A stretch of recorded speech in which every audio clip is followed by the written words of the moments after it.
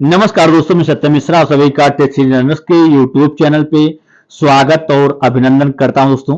दोस्तों आज ईवीएस का प्रैक्टिस सेट नंबर सेकंड है, जो कि सीटेट एग्जाम के लिए दोस्तों महत्वपूर्ण तो है ही। इसके अलावा जो सीटेट के अलावा जो आपका एग्जाम होने वाला दोस्तों इस समय प्रेजेंट टाइम में बीपीएससी के थ्रू जो शिक्षक भर्ती होने वाली है उसके लिए भी महत्वपूर्ण है दोस्तों। अगर ईवीएस से उसमें प्रश्न आ रहा है तो दोस्तों उसके लिए भी बहुत ही महत्वपूर्ण क्लास है। ठीक है, शुरू से अंत तक वीडियो देखिएगा दोस्तों। अगर अच्छा लगे तो लाइक शेयर सब्सक्राइब दोस्तों जरूर करिएगा।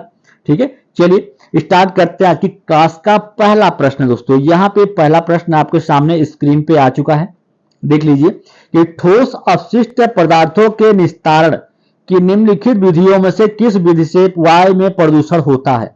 कह रहा है कि ठोस अपशिष्ट पदार्थों के निस्तारण से निम्नलिखित विधियों में से किस विधि से वायु प्रदूषण होता है। ठीक है, कैसा क्या करने से वायु प्रदूषण सबसे अधिक होता है या होता है। ठीक है, भराव क्षेत्र, खाद बनाना, कृमि खाद बनाना या भस्मीकरण।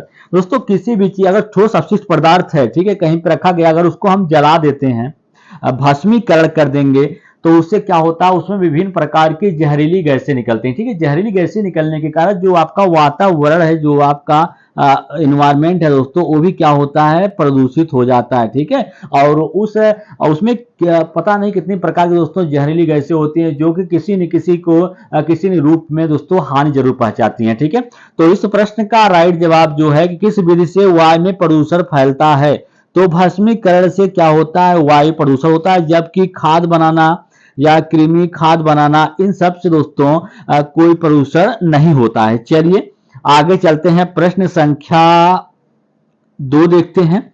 2 देखिएगा, कह रहा है कि निम्नलिखित में से भारत का राष्ट्रीय पक्षी कौन है। दोस्तों कभी कभी पूछ लेता है कि राष्ट्रीय पक्षी के बारे में, तो भारत का जो राष्ट्रीय पक्षी है वो कौन सा है, मोर है, दूधराज, कौवा या पाख्ता।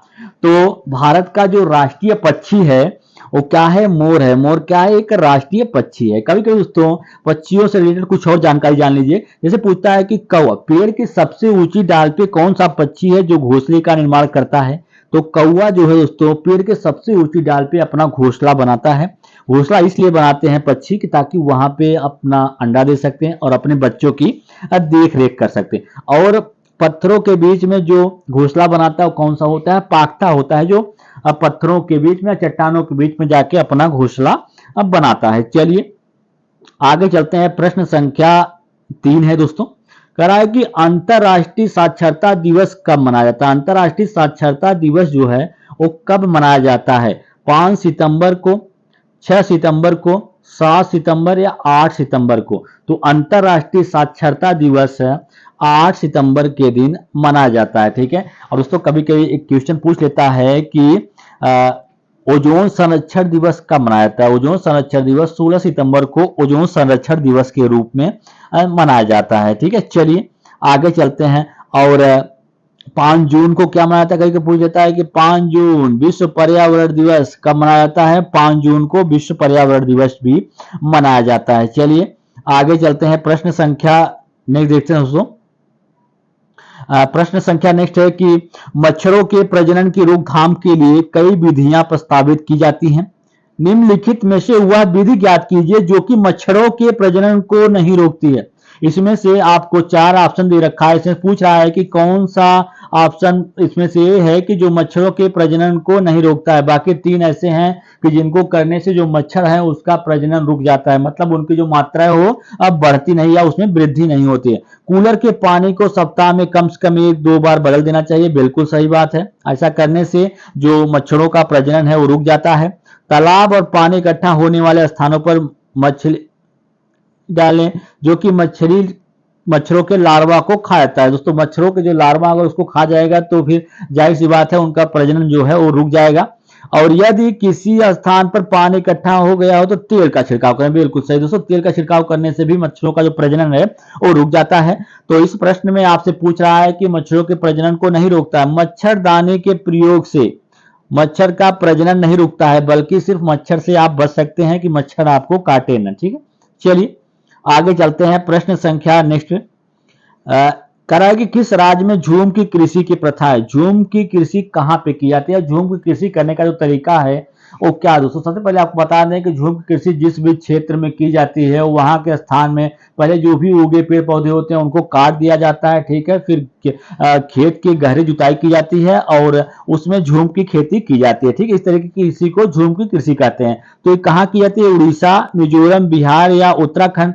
तो ऐसी कृषि कहाँ की जाती है? मिजोरम में की जाती है। इस प्रश्न का राइट जवाब ऑप्शन नंबर सेकंड है। चलिए आगे चलते हैं, प्रश्न संख्या नेक्स्ट देखिएगा दोस्तों। कह रहा है कि निम्नलिखित में से कौन सा जम्मू कश्मीर के पड़ोसी राज्य हैं? हिमाचल प्रदेश, पंजाब, हिमाचल प्रदेश, उत्तर प्रदेश, उत्तराखंड, राजस्थान, हिमाचल प्रदेश, उत्तराखंड। तो जम्मू कश्मीर के पड़ोसी राज्य हिमाचल प्रदेश और पंजाब हैं। चलिए आगे चलते हैं, प्रश्न संख्या नेक्स्ट दोस्तों। प्रश्न संख्या नेक्स्ट है कि बिहार राज्य के लोगों के लिए मधुमक्खी पालन करने का सबसे अच्छा समय कौन सा होता है? जनवरी से मार्च तक, अप्रैल से जून तक, जुलाई से सितंबर तक, अक्टूबर से दिसंबर तक।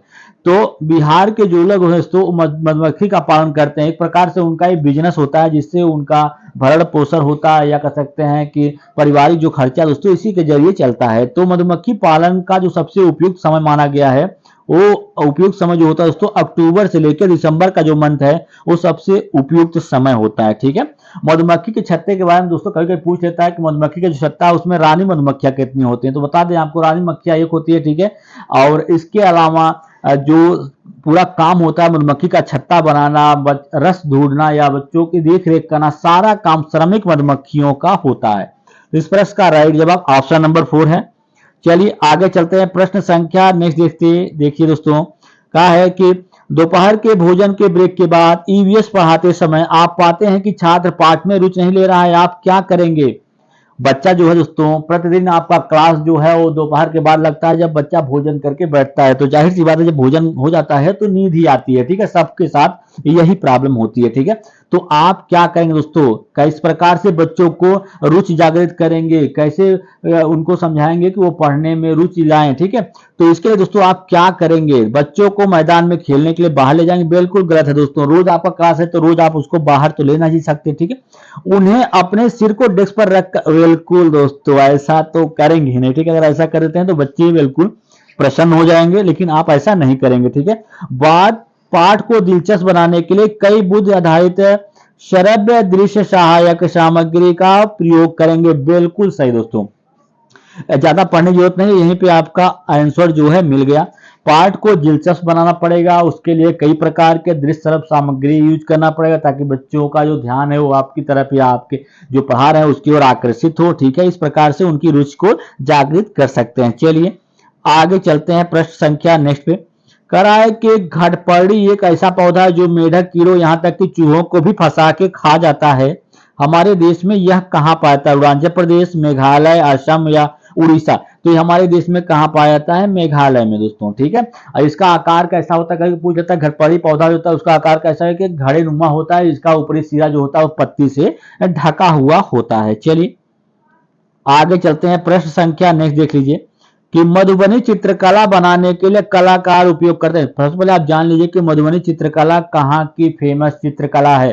तो ये दोस्तों बिहार की फेमस चित्रकला है। वहां पे मधुबनी चित्रकला बनाने के लिए जो कलाकार होते हैं वो किसका उपयोग करते हैं? विशेष रूप से बनाए गए पोस्टर रंग का, बहुत अच्छी गुणवत्ता के फाइबर रंग का, चांदी और सोने के घोल बनाया गया, चावल के पाउडर का रंगीन घोल। बिल्कुल सही दोस्तों, जो वहां के बिहार में जो मधुबनी चित्रकला है वो चावल के रंगीन घोल के द्वारा ही बनाई जाती है, ठीक है। इसलिए वहां के जो कलाकार होते हैं वो चावल के रंगीन घोल का इस्तेमाल करके दीवारों पे विभिन्न प्रकार के डिजाइन या कलर बनाते हैं, ठीक है।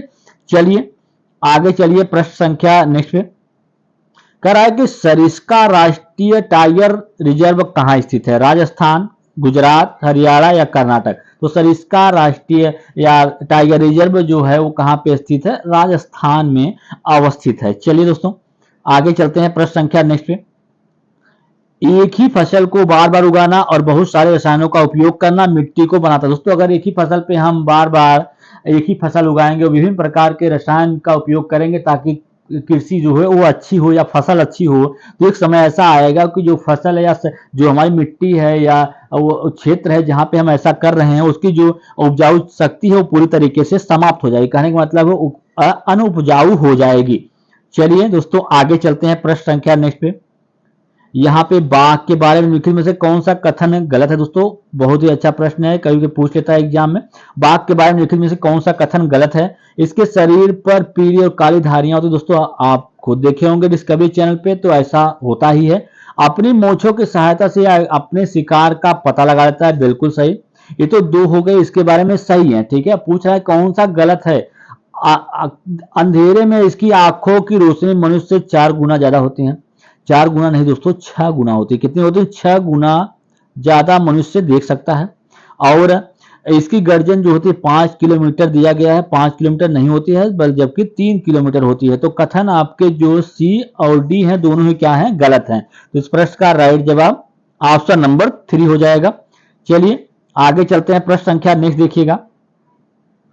प्रश्न संख्या नेक्स्ट है, और इस प्रश्न में आपको सिर्फ दोस्तों बताना है कि सांपों के बारे में निम्नलिखित कथनों का चयन कीजिए। हमारे देश में केवल 4 प्रकार के सांप पाए जाते हैं, बिल्कुल सही है। कोबरा सांपों की जहरीली किस्म है, ये भी सही है। और सर्पदंश की दवा जो है सांप के जहर से बनाई जाती है, ये भी। तो आपको दोस्तों यहाँ पे बता दें कि इस प्रश्न का राइट जवाब ऑप्शन नंबर फर्स्ट होगा। चलिए आगे चलते हैं, प्रश्न संख्या, अब देखिए दोस्तों यहाँ पे प्रश्न संख्या नेक्स्ट देख लीजिए। और करा के निम्नलिखित पक्षियों में से कौन सा पक्षी काफी हद तक अपनी गर्दन को पीछे तक घुमा सकता है? मैना, उल्लू, कौवा या कोयल? तो दोस्तों आपको बता दें कि कौन सी पक्षी होता है जो आप काफी हद तक अपनी गर्दन घुमा सकता है। तो उल्लू होता है, और इसकी जो बनावट होती है आंखों की, वो पूरी मनुष्य की तरह होती है। और मैना जो होता है झटके से अपनी गर्दन को क्या कर सकता है? आगे पीछे कर सकता है। और कोयल की एक खास बात होती है, कोयल अपना घोंसले का निर्माण खुद नहीं करती है, वो कौवे के घोंसले में जाके ही अंडा देती है, ठीक है। और कौवा ही उसके बच्चे की देखरेख करता है।